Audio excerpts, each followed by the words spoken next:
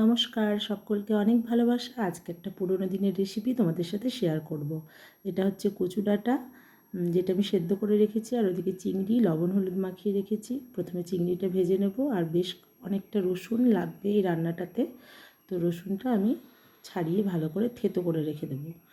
আর এই রান্নাটাতে শুধু কাঁচা লঙ্কা, কালো জিরে আর রসুনই ফোড়ন দেব, বাকি আর কোনো মশলা কোনো কিছু লাগবে না। আর এই যে চিংড়ি মাছ ভেজে তুলে রেখেছি, এটাই নামানোর সময় কচু ডাঁটার সাথে মিশিয়ে নামাবো।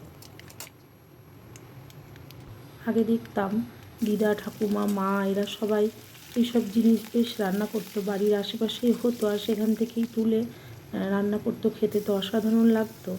আর এখন যদিও এগুলো সব কিনতে পাওয়া যায়, বাড়ির আশেপাশে আর কোথাও দেখাও যায় না, তো কিনে খেতেও যেন সেই আগের স্বাদ আর পাওয়া যায় না।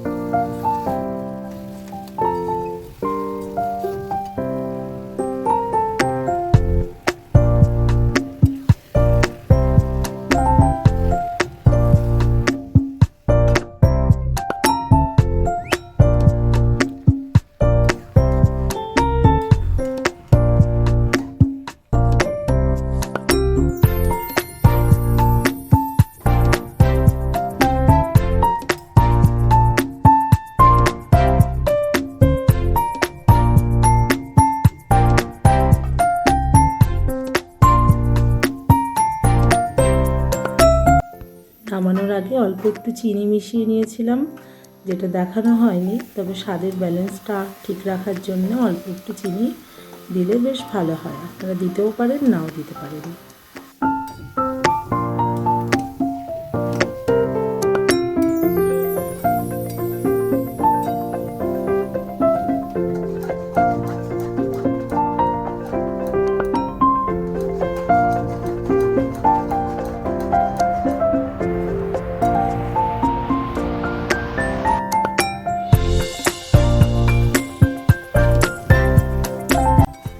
চিংড়ি মাছ দিয়ে কচুর শাক আমার একদম রেডি। এবার আমি নামিয়ে নেব।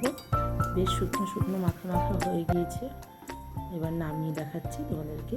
তোমরা দেখো, দেখে বলো কেমন হয়েছে। ভিডিওটা তোমাদের কেমন লাগলো আমাকে জানাতে কিন্তু ভুলবে না। টাটা।